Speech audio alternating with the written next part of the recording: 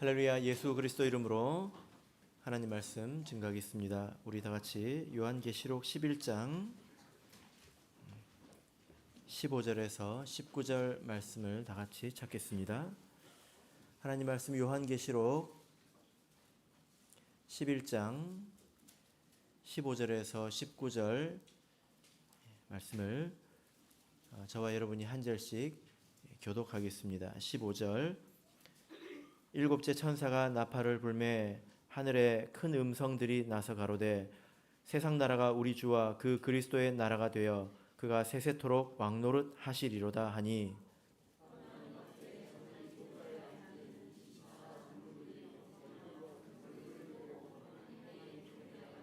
가로되 감사하옵나니 옛적에도 계셨고 시방도 계신 주 하나님 곧 전능하신 이여 친히 큰 권능을 잡으시고 왕노릇 하시도다.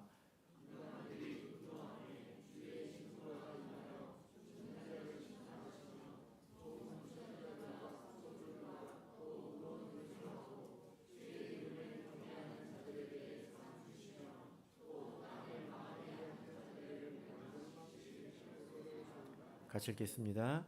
이에 하늘에 있는 하나님의 성전이 열리니 성전 안에 하나님의 언약궤가 보이며 또 번개와 음성들과 내성과 지진과 큰 우박이 있더라. 아멘. 네, 오늘 이 시간은 일곱째 천사의 나팔이라는 제목으로 말씀을 전하도록 하겠습니다. 아무리 좋은 일이라 하더라도 또 아무리 나쁜 일이라 하더라도 이 세상 모든 일에는 끝이 있는 법입니다. 이것은 우리를 겸손케 하고 그리고 또 한편 우리를 위로하는 성경의 진리이죠. 모든 것에는 끝이 있다는 것입니다. 그래서 이 또한 지나가리라 이런 말을 우리가 하지 않습니까? 2024년이 지나갔습니다. 2025년이 시작되었는데요. 이 2025년에도 또 끝이 있겠죠. 모든 것에는 다 끝이 있습니다. 우리가 지난 시간까지 6번째 나팔에 대해서 우리가 말씀을 살펴보았는데요. 매우 괴로운 고통스러운 그런 시간이었습니다. 마치 예수님께서 공생의 마렵에 십자가에서 달리시는 시간, 그와 같은 시간이었습니다. 이 6번째 나팔은 전면적인 미혹의 때이자 또 하나님께서 자기에게 속한 자와 자기에게 속하지 않은 자를 구분하시는 그런 때라고 우리가 배웠습니다. 그래서 이 때에 실제적인 모든 구속의 과정이 다 종결이 됩니다. 이 고통스러운 때도 결국은 다 지나간다는 것입니다. 그리고 이제 이어서 마지막 7번째 나팔의 때가 이르게 되었습니다. 오늘은 이 7번째 나팔의 때에 어떤 일들이 있는지에 대해서 우리 같이 살펴보도록 하겠습니다. 우리가 계시록에서 나팔, 또 인인이라는 것이 무엇인지, 또 나팔이라는 것이 무엇인지, 또 이후에 나오는 대접이 무엇인지 이런 것에 대한 관념이 있어야 합니다. 여러분, 인이 무엇입니까? 하나님의 구속의 경륜, 하나님께서 시작하실 때부터 끝날 때까지 계획이 계단이 7계단이라는 것입니다. 하나의 인이 하나의 계단처럼 한 칸 한 칸 올라가면 마지막 7칸을 올라가면 모든 것이 다 이루어진다는 것입니다. 이것이 인이죠. 나팔은 경고하는 것이었습니다. 그리고 나팔은 재앙입니다. 자, 우리 계시록 8장 13절을 보겠습니다. 이 나팔은 누구에 의해서 생겨났죠? 이 땅에서 고통받는 성도들이 하나님께 기도했기 때문에 천사들이 나타나서 나팔을 붑니다. 자, 이 7번째 나팔을 생각할 때 가장 기초가 되는 것은 8장 13절이죠. 읽겠습니다. 시작. 내가 또 보고 들으니 공중에 날아가는 독수리가 큰 소리로 이르되 땅에 거하는 자들에게 화가 있으리로다.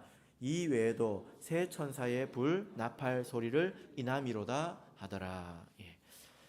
이 나팔은 이 땅에 거하는 자들에게 대한 재앙과 저주라는 것입니다. 자, 여기서 땅에 거하는 자들이 누구인지 여러분 기억하고 계시죠? 우리가 계시록을 배우면서 이 땅에 거하는 자들이 누구를 말하는 것인가 이것을 모른다고 하면 안 될 것입니다. 이 나팔은 땅에 거하는 자들에 대한 재앙과 경고가 담긴 저주였는데요.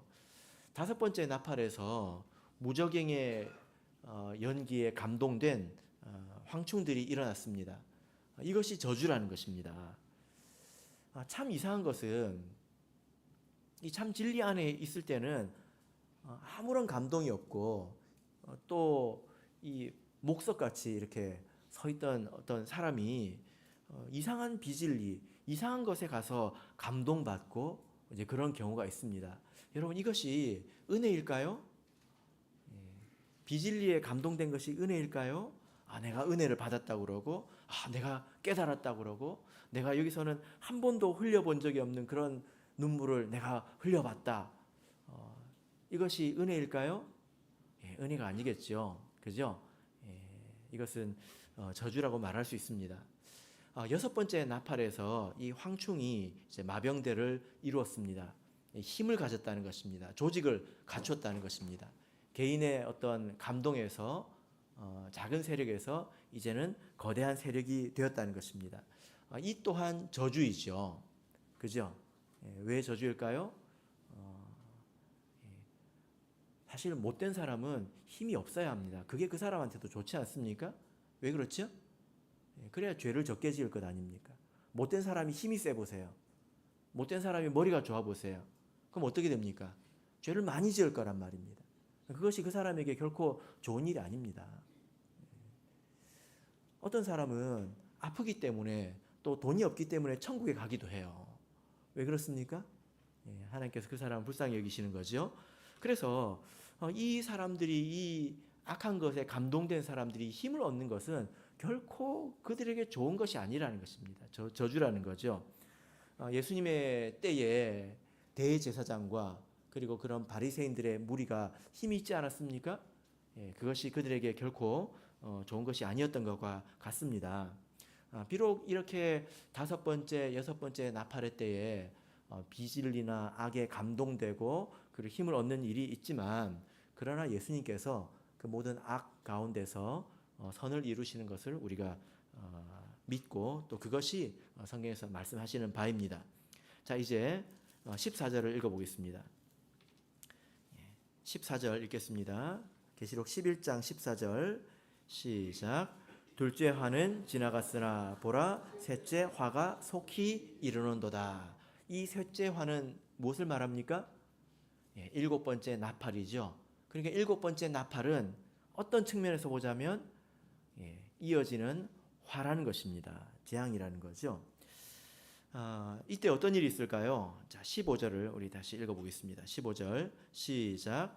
일곱째 천사가 나팔을 불매 하늘에 큰 음성들이 나서 가로되 세상 나라가 우리 주와 그 그리스도의 나라가 되어 그가 세세토록 왕노릇 하시리로다 하니.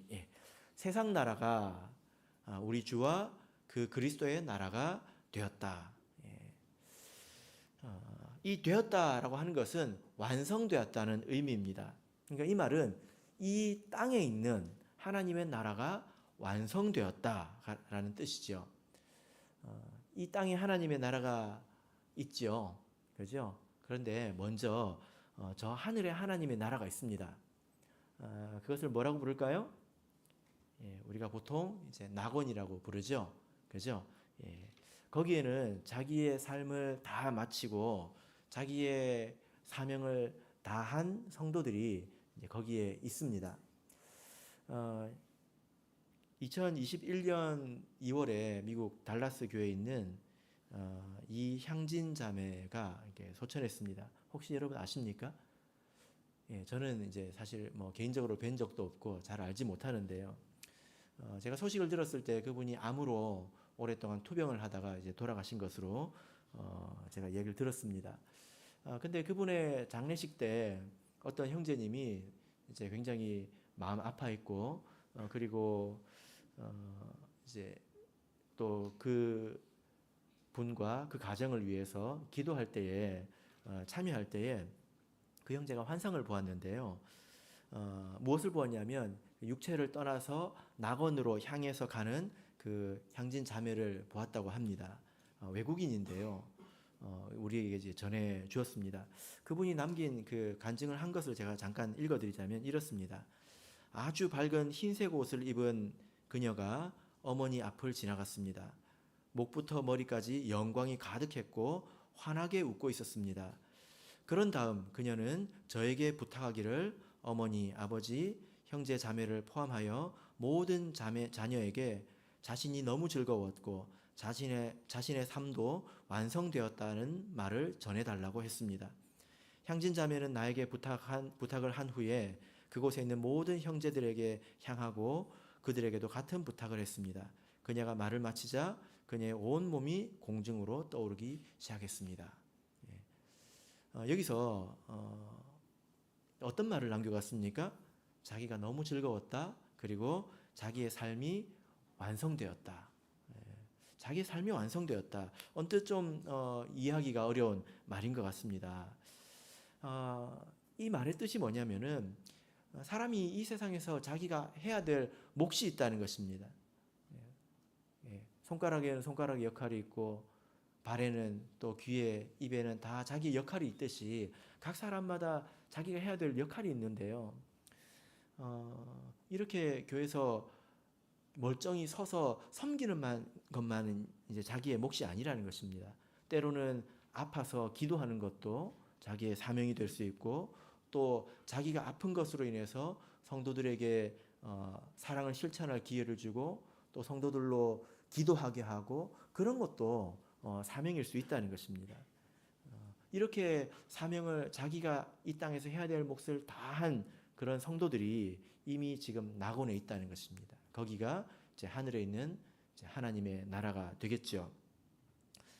그런데 이 땅에는 마찬가지로 하나님의 나라가 있지만 이 땅에 있는 하나님 나라는 이 하늘에 있는 나라처럼 완성되지가 않았습니다.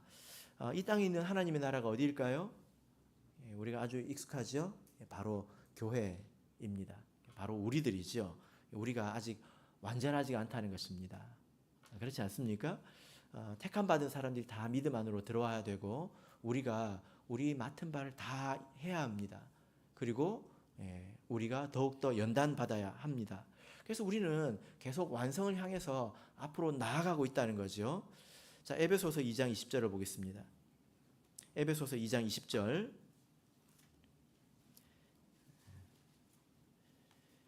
에베소서 2장 22절입니다.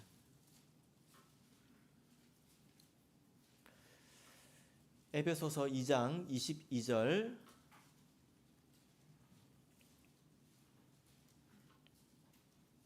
자, 읽겠습니다. 시작. 너희도 성령 안에서 하나님의 거하실 처소가 되기 위하여 예수 안에서 함께 지어져 가느니라. 자, 여기서 뭐라고 말씀하고 있습니까? 예수 안에서 함께 지어져 가고 있다. 이렇게 말씀하고 있지 않습니까? 하나님의 뜻대로 하나님의 계획과 설계대로 우리가 들어가고 있다는 것입니다. 그래서 한 사람 한 사람 믿음 안으로 들어오고 있고 우리가 시간이 갈수록 그래도 더 믿음이 나아지고 있고 성숙해져 가는 것을 우리가 알 수 있습니다. 그래서 마지막 때에는 청량을 받아서 하나님께 속한 자와 그렇지 않은 자들이 구분이 되고 그리고 그 이후에는 이제 하나님의 본래 백성이었던 유대인들이 이제 하나님의 나라 안으로 다시 돌아오게 됩니다. 그러면 이 땅에 있는 모든 하나님의 백성들이 이제 하나님의 나라를 이 땅에서 이루게 되는 것입니다. 이때가 되면 이 일이 바로 이 일곱 번째 나팔에 이루어지는 건데요. 이때가 되면 우리 주기도문이 조금 달라지겠죠. 우리가 주기도문 할 때 나라의 임하옵시며 이렇게 기도를 하는데 이게 뭡니까? 뭘 구하는 거죠? 나라의 임하옵시며 나라가 오게 해주십시오. 이 뜻입니다. 이것은 하나님의 완성된 나라가 이 땅에 이르게 해주십시오. 이것은 우리가 완전하게 되도록 구하는 것입니다. 이제 이때가 되면 완전한 하나님의 나라가 임했기 때문에 더 이상 이 기도를 할 필요가 없게 되지 않겠습니까? 이때가 올 거라는 것입니다. 여러분 이때가 얼마나 감격스러운 순간일까요? 하나님께서 창세전, 그러니까 이 세상이 시작되기 전에 영혼의 세계 속에서 택함 받은 자를 구원하시고, 그 다음에 천지를 택하시고 천지를 창조하시고 아담 한 사람을 만들어서 얼마나 많은 시간이 지났습니까? 그리고 이스라엘 역사를 지나서 예수님께서 오셔서 십자가에서 죽으시고 교회를 오순절 성령 강림으로 교회를 설립하시고, 그 이후에 얼마나 많은 시간이 지나서 지금 여기까지 이르렀느냐라는 것입니다. 그런 굉장히 오래된 하나님의 역사, 하나님의 그 원하시는 그 뜻이 비로소 이루어지는 때가 바로 이때다라는 것입니다. 이때가 이제 올 때에 우리가 이 안에 있어야 되겠죠? 그죠? 예. 막연하게 느껴지지만, 그러나 하나님의 뜻대로 우리가 과거의 역사를 보든지 우리가 지금을 보든지 하나님의 뜻을 향해서 우리가 가고 있는 것을 우리가 분명하게 알 수가 있습니다. 그래서 이 하나님의 뜻이 이루어질 것이기 때문에 우리는 이 안에 속한 사람들처럼 되기 위해서 노력을 해야 될 것입니다. 자, 16절 17절을 보겠습니다. 하나님의 나라가 완성된 모습에 대해서 이렇게 말씀하고 있습니다. 16절 17절 자, 읽겠습니다. 시작. 하나님 앞에 자기 보좌에 앉은 24장로들이 엎드려 얼굴을 대고 하나님께 경배하여 가로되 감사하옵나니 옛적에도 계셨고 시방에도 계신 주 하나님 곧 전능하신 이여 친히 큰 권능을 잡으시고 왕노릇 하시도다. 예. 자, 여기서 완성된 하나님의 나라에 대해서 그리고 있는데, 자 여러분, 무엇이 완성된 것일까요? 교회 사람의 숫자가 많아지고 교회 조명이 더 화려해지고 뭐 그런 것일까요? 어떤 것일까요? 우리가 어떤 방향을 향해서 나아가야 될까요? 여기 보면 보좌에 앉은 24장로들이 등장하고 있습니다. 24장로가 하나님의 앞에 있는 자기 보좌에 앉아 있습니다. 24장로가 어디서 나온지 혹시 기억하시겠습니까? 네, 우리가 4장에서 나왔죠. 4장을 보면 하늘 보좌의 환상을 보았는데 그때 네 생물과 24장로가 나온 것을 우리가 기억합니다. 이 하늘 보좌의 환상, 요한 사도가 말세에 일어날 모든 일들을 보기 전에 하늘 보좌의 환상을 보았는데, 이것은 하나님의 계획이라고 있습니다. 하나님의 청사진, 하나님의 마스터 플랜이죠. 그죠? 자, 거기에 보면 24장로가 나옵니다. 계시록 4장 4절을 보겠습니다. 계시록 4장 4절. 계시록 4장 4절. 자, 읽겠습니다. 시작. 또 보좌에 돌려 24 보좌들이 있고 그 보좌들 위에 24 장로들이 흰 옷을 입고 머리에 금 면류관을 쓰고 앉았더라. 예. 자, 여기 하나님께서 원하시는 그 그림 가운데서 24장로가 있습니다. 이 계획이 이제 7번째 나팔의 때에 이루어졌다는 것입니다. 이들의 그 완성된 모습, 24장로는 무엇을 뜻하는 것일까요? 사장의 말씀을 기억하신다면 생각이 나실 텐데, 오늘 말씀으로 보자면 이 사람들은 하나님 앞에서 자기의 보좌가 있다, 이렇게 말씀을 하고 있습니다. 하나님 앞에서 자기의 보좌가 있다, 이렇게 말하고 있죠. 11장 16절에, 그죠? 이 보좌는 의자가 아닙니다. 보좌는 누구의 자리를 말하죠? 왕의 자리를 말합니다. 하늘 보좌의 환상을 보면 가장 가운데 하나님의 보좌가 있습니다. 이것은 하나님이 왕이라는 것입니다. 왕으로서 다스린다는 것입니다.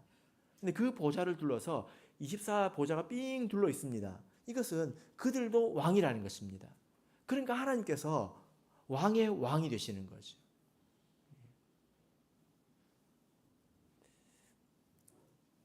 우리가 왕이 되어야 하나님이 왕의 왕이 되십니다. 그죠? 그러겠죠. 우리가 왕이 아니면 하나님은 왕의 왕이 되시지 못하겠죠. 자, 그래서 여러분 이 24장로가 자기의 보좌가 있다라고 하는 것은 어떤 의미일까요? 그들이 왕이라는 것입니다. 이 말은 그들이 다스리는 사람이라는 것입니다. 자, 계시록 3장 21절을 보겠습니다.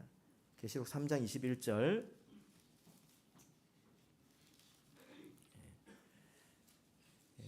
천국에 가면 어디 내 자리가 한 자리 있으려나 이제 그런 얘기가 아니고요. 자, 계시록 3장 21절 읽겠습니다. 시작. 이기는 그에게는 내가 내 보좌에 함께 앉게 하여 주기를 내가 이기고 아버지 보좌에 함께 앉은 것과 같이 하리라. 자, 이 보좌는 누구에게 주시는 겁니까? 이겨야 받는다는 것입니다. 누구한테 이겨야 될까요? 남편 이겨 먹어야 될까요? 아니면 친구, 형제 누굴까요? 자, 이 3장 21절의 이 말씀은 어떤 교회에 주신 말씀입니까? 14절 보시면 라오디게아 교회에 주신 말씀이죠. 이 교회가 이기지 못한다는 것입니다. 그러니까 이겨야 너희들에게 보좌를 주겠다 이렇게 말씀하고 있습니다. 이들이 지금 무엇을 못 이기고 있을까요? 무엇을 못 이기고 있을까요? 15절을 우리 읽어보겠습니다. 3장 15절 읽겠습니다. 시작. 내가 내 행위를 아노니 내가 차지도 아니하고 더웁지도 아니하도다. 내가 차든지 더웁든지 하기를 원하노라. 이 말씀 기억하시죠? 차지도 않고 덥지도 않다는 것입니다. 어떤 사람을 말합니까? 하나님 말씀을 압니다. 그래서 하나님도 믿고 천국 가야 된다는 것도 알아요. 그런데 마음속에 다른 힘도 있다는 것입니다. 육신의 소욕이 있어서 한편으로 천국도 가야 되겠지만 이 세상에서 내가 원하는 대로 살고 싶은 그런 마음도 강하다는 거예요. 양쪽에서 힘을 쓰고 있으니까 이쪽도 아니고 저쪽도 아니라는 것입니다. 마치 줄다리기와 같이요. 줄다리기에서 수십 명씩 양쪽에서 끌어당기면 사실 거기에는 굉장한 힘이 가해지는 건 아닙니까? 그런데 1cm도 움직이지 않잖아요. 그죠? 그렇다는 것입니다. 그러니까 내가 분명히 옳은 것을 알고 있지만 내가 하고 싶은 것을 하고 싶기 때문에 내가 되고 싶은 것이 되고 싶기 때문에 하나님 뜻대로 내가 살아가지 못한다는 것입니다. 마치 가시덤불에 뿌려진 그런 씨앗처럼 힘을 쓰지 못한다는 것입니다. 이긴다고 하는 것은 이런 걸 이겨내는 것을 말하는 거죠. 그래서 왕이라고 하는 것은 자기를 다스린다고 하는 것은 자기 자신의 삶을 다스리는 것을 말합니다. 다른 이제 사람들을 다스리고 진짜 왕이 되어서 군림하고 그런 것이 아니라 생명 안에서 자기가 왕 노릇하는 것을 말합니다. 여러분 우리가 하나님 앞에 가서 어떻게 우리가 좀 고개를 들 수 있을까요? 여러분 우리가 돈을 많이 벌어가지고 이 땅에서 교회를 하나 탁 지어서 하나님께 탁 바치면 가가지고 하나님 앞에서 내가 좀 고개를 들고 하나님 그래도 한몫했습니다. 이렇게 내가 하나님 앞에 설 수 있을까요? 그럴까요? 우리가 그렇게 쉽게 생각하지 않습니까? 여러분 그런데요 조심해야 합니다. 제가 여러 나라 참예수교회 역사를 이렇게 보면 첫 번째 신도가 온전한 나라가 거의 없어요. 어떤 나라든지 첫 번째 신도가 있을 것 아닙니까? 그런 나라가 거의 없어요. 한국은 좀 예외예요. 희한합니다. 우리 참예수교회 초창기 3명의 일꾼이 있지 않습니까? 다 집으로 갔습니다. 한 사람은 하나님이 불러서 갔고요. 한 사람은 자기 갈 곳으로 다 갔습니다. 이게 왜 그렇습니까? 이 세상을 살면서 우리 성도가 무엇이 온전한 것인지를 모르고 살아간다는 것입니다. 살면서 그냥 업적을 만들고 싶어 한다는 거죠. 내가 그래서 어디에 시초이다. 내가 어떤 직분이 있었다. 내가 무엇을 이루었다. 그러면 대단한 것처럼 스스로 생각하는데 그것이 대단한 것이 아닙니다.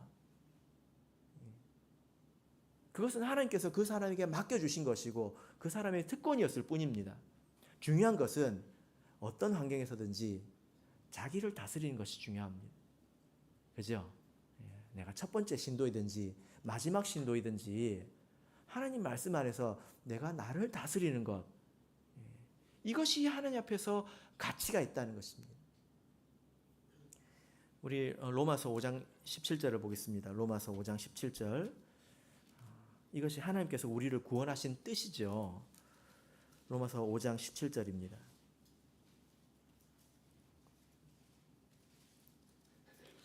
로마서 5장 17절 읽겠습니다. 시작.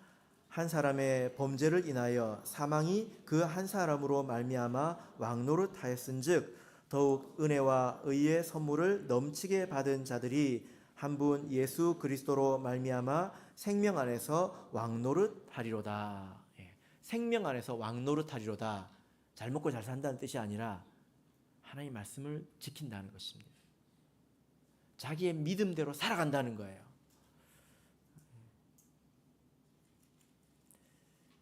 6장입니다. 로마서 6장 12절을 보겠습니다. 같이 읽겠습니다. 시작. 그러므로 너희는 죄로 너희 죽을 몸에 왕노릇하지 못하게 하여 몸의 사욕을 순종치 말고. 우리가 스스로 왕노릇하지 않으면 무엇이 왕노릇합니까? 죄가 내 안에서 왕노릇한다는 거예요. 하나님 앞에서 가치 있는 것은 이런 것입니다. 사실 이것이 쉽지 않은 일이죠. 그죠? 자, 다시 돌아가겠습니다. 이렇게 보좌에 앉은 이 성도들의 모습이 어떻습니까? 자, 우리 다시 본문으로 가서 보겠습니다. 계시록 11장 16절입니다. 하나님 앞에 자기 보좌에 앉은 24 장로들이 엎드려 얼굴을 대고 하나님께 경배하여 이렇게 말하고 있습니다. 자, 여러분 지금 의자에 앉아 계신데요. 여러분 의자에 앉은 채로 엎드려 보십시오. 그리고 땅바닥에 얼굴을 한번 대보시길 바랍니다. 이 정도 하려면 거의 요가 선수 정도는 돼야 될 것 같습니다. 예, 지금 하기 좀 부끄러우시면 집에 가서 한번 해보십시오. 의자에 앉아서 엎드려서 얼굴에 땅바닥을 대야 합니다. 이것은 신체 동작을 말하는 건 아니죠. 신체 동작을 말하는 것이 아니라 그들의 삶을 나타내는 그런 표현입니다. 자기를 다스리는 것은 아주 어렵습니다.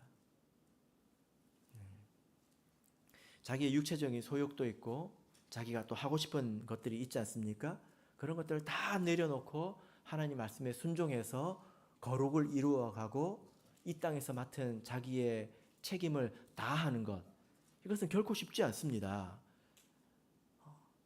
그 온전한 지경에 이르기까지 위해서는 많은 과정이 필요하겠지요. 긴 시간이 필요할 것입니다. 오랜 과정을 통해서 다듬어질 것입니다. 일어서고 넘어지고 일어서고 넘어지고를 반복할 것입니다.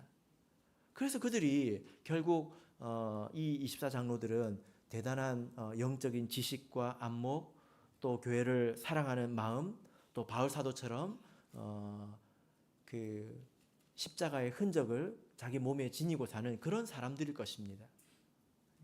그러나 그들은 하나님 앞에 엎드려 있다는 거예요. 얼굴을 땅에 댄다고 하고 있습니다. 여러분, 얼굴을 땅에 대는 것이 무슨 의미일까요? 이것은 죽었다는 것입니다. 엎드리다라는 말은 원래 죽었다는 뜻이거든요. 엎드리다라는 말에서 예배가 왔습니다. 하나님을 진실하게 경배하는 사람들은 그 앞에서 죽어야 한다는 것입니다.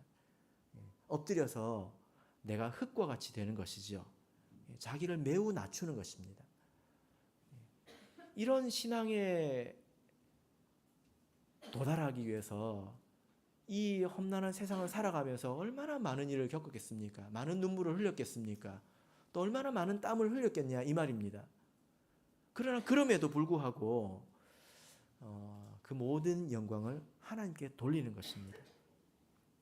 사실 이렇게 온전한 성도는 그들도 아주 큰 노력을 했겠지만 하나님께서 그들에게 은혜를 주시지 않으면 이런 성도가 절대로 될 수가 없습니다. 개인의 노력으로 여기까지 이룰 수 없습니다. 하나님께서 시시때때로 맞는 말씀을 주셔야 합니다. 그 말씀을 붙잡고 가야 되는 거거든요. 그죠? 그리고 뿐만이 아니라 그들이 부족할 때에 하나님께서 다시 한번 기회를 주시고 죄의 용서를 해 주셔야 합니다. 그래서 그들이 여기까지 이르렀다는 거죠. 자기들이 안다는 것입니다. 내가 수고하고 노력한 것은 맞지만 하나님께서 그때 맞는 말씀을 주시지 않았다면, 내가 다시 일어설 수 있는 기회를 주시지 않았다면 올 수 없었다는 것을 알기 때문에 모든 영광을 하나님께 돌리고 그 앞에서 어떻게 하고 있습니까?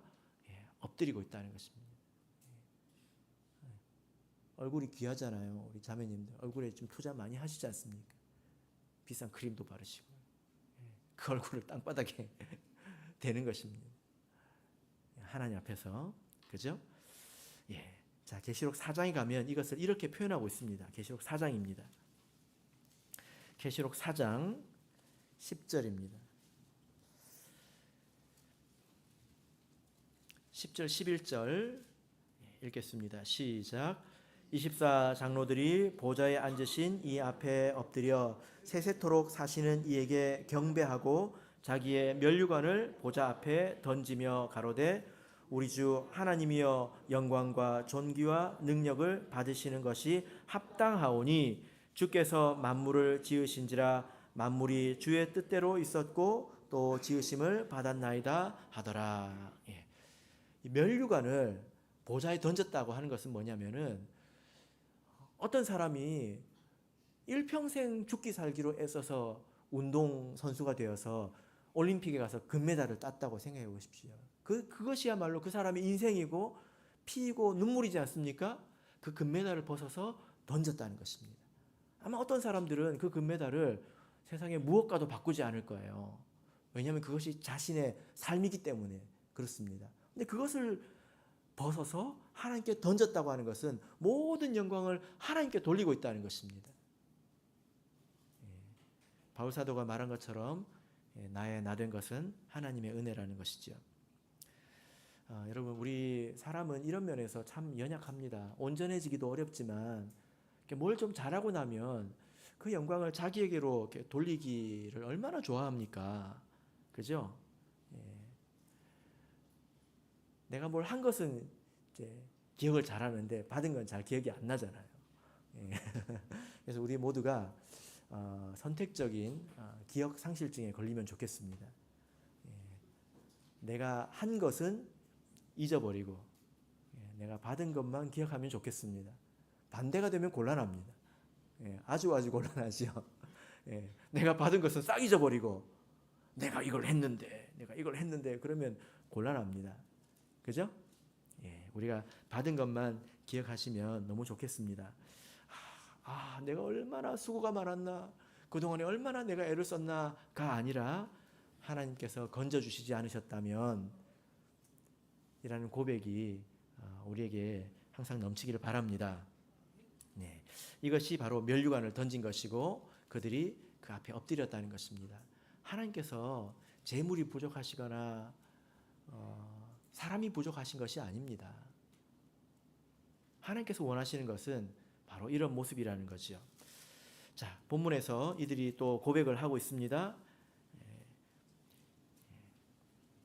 17절, 18절 읽겠습니다. 17절, 18절 다시 읽겠습니다. 시작.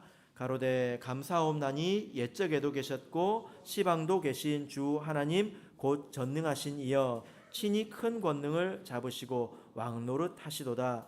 이방들이 분노하며 주의 진노가 임하여 죽은 자를 심판하시며 종 선지자들과 성도들과 또 물온대소하고 주의 이름을 경외하는 자들에게 상 주시며 또 땅을 망하게 하는 자들을 멸망시킬 때로소이다 하더라. 자, 이 24 장로들, 온전하게 된 성도들이 무슨 말을 할까 궁금하지 않습니까? 그 사람들이 온전한 신앙을 소유하게 되었을 때에 그들의 입에서 어떤 말이 나올까 궁금하지 않습니까? 그것이 바로 17절 18절 내용입니다. 우리가 이 말을 잘 귀 기울여서 들어봐야 되겠죠. 왜냐하면 이 말이 그들의 신앙이기 때문에 그렇습니다. 이들은 하나님을 전능하시다. 하나님 역시 전능하시군요. 이렇게 고백을 하고 있습니다. 전능하신 하나님 기억하십니까? 우리가 신앙생활 하면서 꼭 탑재해야 되는 개념이 하나님은 전능하시다는 겁니다. 이 말은 하나님께서 못하시는 게 없다. 이것이 아니라 하나님은 계획하신 것을 꼭 이루시는 분이다. 하나님께는 계획이 있다. 그리고 그것을 꼭 이루신다. 어떻게 해서든 이루신다. 하나님은 그런 하나님이다. 라는 믿음입니다. 여러분 이 사람들은 큰 환난을 통과한 자들입니다. 큰 환난을 통과하고 나서 죽을 뻔했네. 이렇게 말하는 게 아니에요. 하마터면 죽을 뻔했네. 그렇게 말하는 게 아닙니다. 예수님께서 십자가에서 죽으시고 부활하시지 않았습니까? 그것이 지극히 큰 환난이고 또 악이었지만 그것을 통해서 하나님이 큰 역사를 이루지 않으셨습니까? 그것과 같다는 것입니다. 고난의 때가 오면 고난의 때를 지날 때 사람들은 매우 쉽게 의심합니다. 밑바닥까지 흔들리기도 합니다. 고난의 때가 오면. 그러나 하나님께는 다 길이 있고 하나님께는 다 방법이 있다. 모든 것은 하나님의 손에 있다. 라는 것을 틀림없고 여기까지 왔다는 것입니다. 그리고 역시나 이 환난을 통해서 교회가 완성된 것을 보고 있는 것입니다. 이 모습은 부활하신 예수님을 만나는 것과 같은 그런 감동일 것입니다. 우리가 이때 이런 교회 모습을 본다면 예수님, 부활하신 예수님을 본 것 같은 그런 감동일 거라는 것입니다. 그래서 역시 하나님은 틀림이 없으시다라고 이들이 고백하고 있는 것입니다. 또한 18절을 보면 이들에게는 또 지혜가 있는 것을 알 수 있는데요. 이제 어떤 때인지, 어떤 때가 왔는지 알고 있습니다. 자, 여러분, 큰 환난을 통해서 교회가 완성되었습니다. 그러면 그 이후는 어떤 때일까요? 그들은 하나님 이제 이때입니다 라고 말하고 있습니다. 때를 알고 있다는 거예요. 하나님의 경륜을 알고 있다는 것입니다. 어떤 때입니까?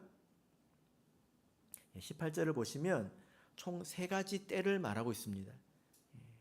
3가지 때 무엇일까요? 첫 번째는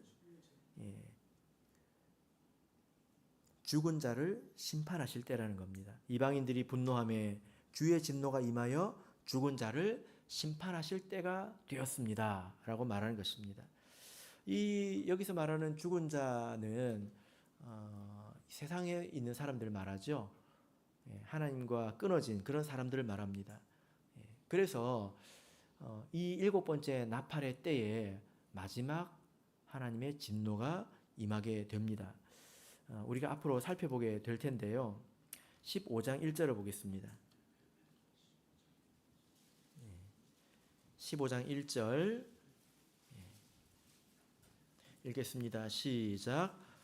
또 하늘에 크고 이상한 다른 이적을 보매 7 천사가 7 재앙을 가졌으니 곧 마지막 재앙이라. 하나님의 진노가 이것으로 마치리로다. 16장 1절 시작.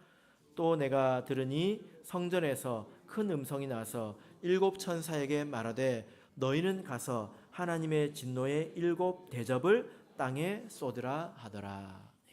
바로 여기서 7 대접이 등장하는 것입니다. 그래서 7 나팔의 때에 하나님의 나라가 완성되었습니다.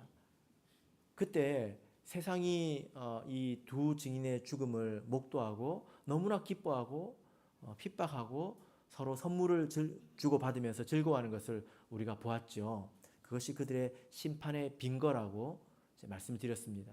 그래서 이 24장로들이 이제 심판의 때가 되었습니다 라고 말합니다. 그래서 온 것이 뭐죠? 대접입니다. 7 대접의 재앙이 온 것입니다. 두 번째는 18절을 보시면 종 선지자들과 성도들과 또 무론대소하고 주의 이름을 경외하는 자들에게 상 주실 때이다. 이렇게 말씀을 하고 있습니다. 이 대접의 때에, 이 재앙의 때에 어떤 자들은 상을 받을 것이다 라는 겁니다. 여러분, 이때 우리가 무엇을 받아야 될까요? 대접의 재앙을 받아야 될까요? 아니면 상을 받아야 될까요? 우리가 세상에서 환난을 당해야 이때 상을 받습니다.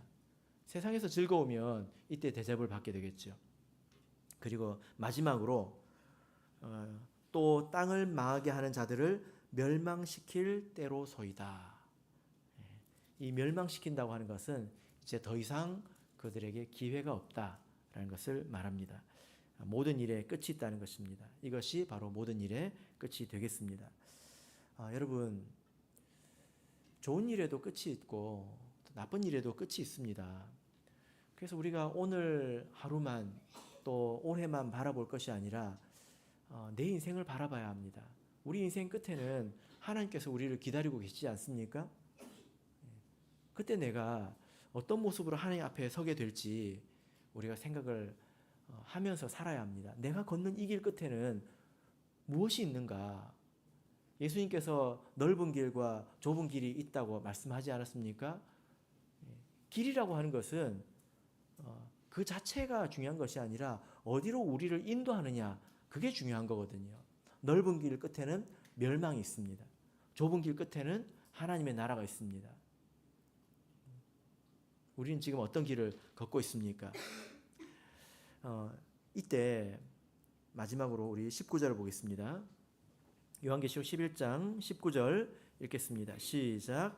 이에 하늘에 있는 하나님의 성전이 열리니 성전 안에 하나님의 언약궤가 보이며 또 번개와 음성들과 내성과 지진과 큰 우박이 있더라. 24장로가 하나님 앞에 하나님 이제 이런 때입니다 하고 하나님을 경배했을 때에 하나님께서 하늘을 열어 보이셨는데 뭐가 나왔습니까? 번개와 음성과 뇌성과 지진과 큰 우박이 나왔습니다. 이것은 심판하는 것입니다. 이 말씀이 생각나지 않습니까? 자, 우리 마지막으로 요한복음을 찾아보겠습니다. 요한복음 15장 7절입니다.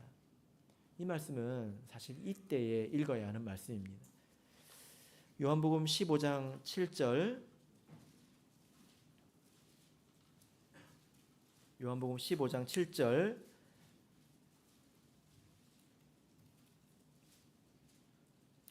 같이 읽겠습니다. 시작. 너희가 내 안에 거하고 내 말이 너희 안에 거하면 무엇이든지 원하는 대로 구하라. 그리하면 이루리라.